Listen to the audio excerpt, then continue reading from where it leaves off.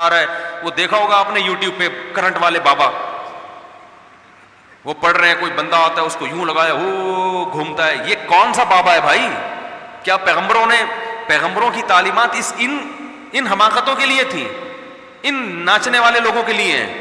یہ چیزیں پیغمبر پروموٹ کر کے گئے ہیں دنیا میں. اللہ نے اس کے لیے پیغمبروں پہ پتھراؤ ہوا ہے، ان کے خون جوتوں سے بھرے ہیں، وہ اس چیز کے لیے ہوا ہے یہ سب.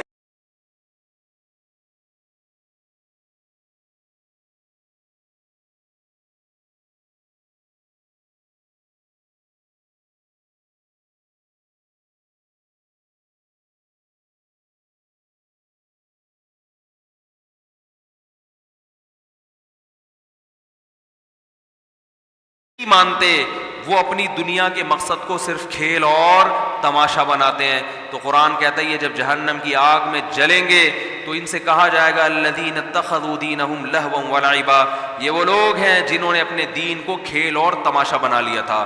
اور اس میں وہ لوگ بھی داخل ہیں جو مذہب کو فالو کرتے ہیں مگر انہوں نے اپنے مذہب کو جس کو اسلام کہا جاتا ہے برحق مذہب، اس اسلام کو کھیل اور تماشا بنا لیا. وہ لوگ بھی اس میں داخل ہیں. آج دیکھیں نا، مذہب کے ان چیزوں کو فالو کیا جاتا ہے جن کا تعلق انٹرٹینمنٹ سے. مذہب کے نام پہ قوالیاں ہو رہی ہیں، ناچ رہے ہیں، ڈھم ڈھم. نبی کی محبت میں کیا کر رہے ہیں؟ آپ مزاروں میں جا کے دیکھیں، قوال بیٹھا ہوگا منہ میں پان رکھ کے، بڑے بڑے سے بال ہوں گے اور وہ جھوم رہا ہوگا ڈھم ڈماڈم ڈھم ڈمام، ادھر ناچ گانے چل رہے ہوں گے. گناہ بھی ہو رہا ہے اور لیبل کیا لگایا جا رہا ہے؟ نبی کی. بولو بھائی، تو یہ بھی دین کو کھیل اور اس کے لیے پیغمبروں کو اللہ نے بھیجا ہے. ان چرسیوں کے لیے بھیجا اللہ نے پیغمبروں کو، ان چیزوں کو پروموٹ. بھنگ پی کے اور چرس پی کے لگے ہوئے ہیں سارے اور دھمال آ رہا ہے. وہ دیکھا ہوگا آپ نے یوٹیوب پہ کرنٹ والے بابا، وہ پڑھ رہے ہیں، کوئی بندہ آتا ہے اس کو یوں لگایا وہ گھومتا ہے. یہ کون سا بابا ہے بھائی؟ کیا پیغمبروں کی تعلیمات ان حماقتوں کے لیے تھیں، ان ناچنے والے لوگوں کے لیے ہیں؟ یہ چیزیں پیغمبر پروموٹ کر کے گئے ہیں دنیا میں. اللہ نے اس کے لیے پیغمبروں پہ پتھراؤ ہوا ہے، ان کے خون جوتوں سے بھرے ہیں، وہ اس چیز کے لیے ہوا ہے یہ سب کچھ.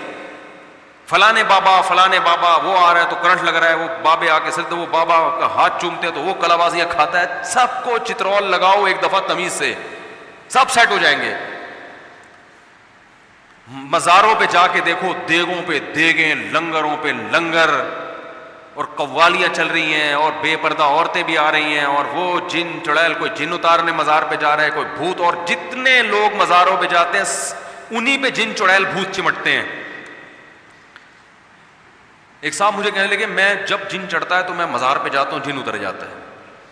میں نے کہا تم پہ چڑھتا ہی اس لیے ہے کہ اس کو پتا ہے کہ یہ کہاں جائے گا؟ مزار پہ، اور وہ وقتی طور پر اتر جاتا ہے. میں نے کہا یہ بابا نہیں اتار رہے جن. کہہ رہے کیوں؟ بلکہ ایک صاحب کا تو فون آیا، ان کو فالج ہوا تھا بیچاروں کو، اللہ ان کو شفا عطا فرمائے. آدھا دھڑ ان کا مفلوج، علاج کر کر کے تھک گئے. تو ان کو کسی نے بتایا کہ فلاں مزار پہ جانا تو وہ وہاں سے تمہارا دھڑ ٹھیک ہو جائے گا. میں نے کہا دیکھو، وہ جو بھی بابا تھے، جو بھی نیک آدمی ہوں گے، اللہ ان کی مغفرت فرمائے، جب ان کا انتقال ہوا تھا تو ان کے دونوں دھڑ کیا ہو گئے تھے؟ مفلوج. انتقال میں یہی ہوتا ہے نا ادھر کا دھڑ کام کر رہے ہیں نہ ادھر کا. میں نے کہا پھر ان کو غسل دیا گیا، ان کے کپڑے اتارے گئے، ان کو ادھر لٹایا، یوں کرایا، تو وہ ان کا ایک دھڑ کیا، ایک انگلی بھی کام ہے بھائی. تو جس بیچارے کے دونوں دھڑ کام نہ کر رہے ہوں، چاہے وہ کتنا بڑا بزرگ ہو، وہ آدھے دھڑ والے کو ٹھیک. بولو بھائی، اگر ان میں یہ ٹھیک کرنے کی طاقت ہوتی تو سب سے پہلے اپنا کم از کم آدھا دھڑ تو ٹھیک کرتے نا. کمال ہے جس کا آدھا دھڑ خراب ہے، وہ ایسے کے پاس جا رہے جس کے دونوں دھڑ کام. دھڑ سمجھتے ہیں نا، آدھا پورشن جس باڈی کا. تو ان کی سمجھ میں آیا، الحمدللہ وہ حاجات پوری کروانے کے لیے مزار نہیں ہیں، اس کے لیے مسجدیں ہیں، اللہ کے گھر ہیں. اللہ کے گھر میں یہاں دعا مانگو، اور تگڑی دعا مانگنی ہے تو بیت اللہ پہنچ جاؤ، سیدھا اللہ کے اصل اوریجنل گھر. یہ بھی اوریجنل گھر ہے، وہ بالکل مرکز ہے، وہ تمام گھروں کا سر. بیت اللہ میں جا کے دعائیں مانگو، غلاف پکڑ کے دعائیں مانگو، اور ملتزم سے چمٹ کے دعائیں مانگو. ہمارے نبی صلی اللہ علیہ وسلم نے ملتزم سے چمٹ کے دعائیں مانگی ہیں. وہ ایک ہمارے ساتھ ایک مولوی صاحب تھے، وہ کہہ رہے ایک دیہاتی آیا، میں نے وہاں ملتزم پہ دیکھا وہ چمٹ کے نا ملتزم دعا مانگ رہا ہے. وہ بیچارہ سیدھا سادہ دیہاتی. پھر مجھے آ کے بتا رہا، کہہ رہے آج تو ہم نے اللہ کا گریبان پکڑ کے دعا مانگی ہے آج تو ہم نے اللہ کا گریبان پکڑ کے بولا ہے کہ میرا یہ کام کر دے. وہ سیدھا سادہ آدمی تھا بیچارہ، اس کو نہیں پتا. جیسے ہم بالکل کسی کا گریبان پکڑ لیتے نا، بھائی یہ کام کر، کہہ رہے آج تو ہم نے اللہ کا گریبان پکڑ کے بولا ہے کہ اللہ میرا یہ کام کر دے. تو وہ بیچارے کی اپنی تعبیر تھی، کوئی ہوتا تو فوراً گستاخ کا فتویٰ لگا دیتا اس کے اوپر. وہ جیسی اس سیدھا دیہاتی، ویسی اس کی زبان، جو اس کے جذبات تھے وہ اسی الفاظ میں اس نے اس کو بتایا.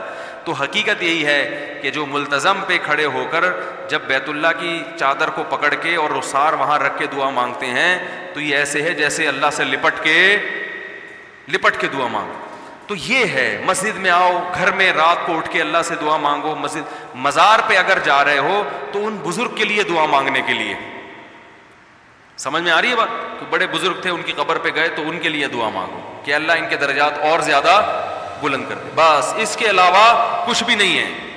اس سے آگے بڑھو گے تو کیا ہو جائے گی؟ بدعت، ناجائز. تو یہ بھی دین کو کھیل تماشا بنانے والی بات ہے. قوالیاں ہو رہی ہیں، دھوم دھڑک کے ڈھم ڈھم ہو رہا ہے، اور کلا بازیاں کھا رہی ہیں، وجد آ رہا ہے، یہ ہو رہا ہے. یہ بھی کیا ہے؟ تماشا، ڈانس ہو رہا ہے نبی کی محبت میں. ہم تو دیکھتے ہیں، ہم تو باقاعدہ نعتوں پہ کیا چل رہا ہے. میں نے وہاں دیکھا وہ سمندر کے کنارے کچھ لڑکے کیا کر رہے ہیں، ایک نعت چل رہی ہے اور ڈانس کر رہے ہیں. یہ بھی دین کو کیا ہے، یہ دین کے ساتھ کیا ہے یہ. اور نعتوں کے اسٹائل بھی اسی قسم کے آ رہے ہیں. نعت میں ایک وقار ہونا چاہیے، ایک نور ہونا چاہیے.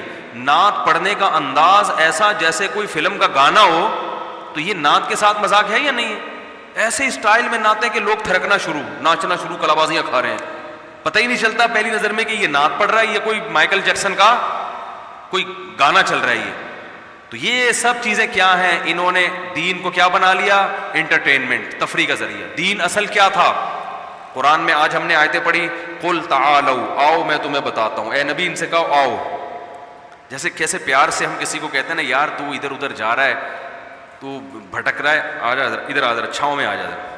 مجھ سے لوگ آتے ہیں نا، کوئی الگ گھریلو مسئلہ کہنا حضرت سب کے سامنے میں کہتا ہوں ادھر چھاؤں میں آ جاؤ، حالانکہ چھاؤں ہوتی نہیں ہے.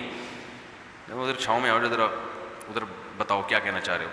تو اللہ کیا فرما رہے؟ تعالو، ادھر آؤ ہم تمہیں بتاتے ہیں کہ تمہارے رب کن چیزوں سے. سارا کچھ ہم کر رہے ہیں رب کو خوش کرنے کے لیے نا بھائی. اگر کوئی قوالیاں بھی پڑھ رہا ہے تو اس کی نیت کیا ہے؟ رب کو خوش کرنا. تو اللہ کہتے ہیں آؤ ہم تمہیں بتاتے ہیں رب کن چیزوں سے خوش ہوتا ہے. ان دھوم دھڑکوں سے خوش نہیں ہوتا. خوش ہوتا ہے ان کیا ہے؟ تعالوا ما حرم ربکم اللہ تشرکوا بہ شیئا. سب سے پہلے اللہ کے سوا کسی کو مدد کے لیے بولو بھائی نہیں پکار. سب کس کے محتاج ہیں؟ اللہ کے.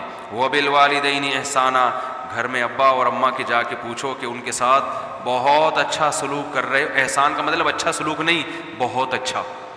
احسان کہتے ہیں کسی بھی معاملے کو انتہا تک پہنچانا، بہت اعلیٰ درجے تک پہنچانا، اس کو احسان کہتے ہیں. جس کو انگلش میں کہتے ہیں ایکسیلنٹ. کوئی کام آپ کو نا ایکسیلنٹ، ایک ہوتا ہے گڈ. گڈ کا مطلب اچھا کیا آپ نے، ایکسیلنٹ کا مطلب ہٹو بچوں. تو ماں باپ کے ساتھ ایسا سلوک ہو کہ والدین کہیں بھائی بول لو نا ہٹو بچوں، یہ ہمارا بچہ ایسا ہے، بچوں باقی سارے ہٹو. یہ ہے کیا؟ احسان. وبالوالدین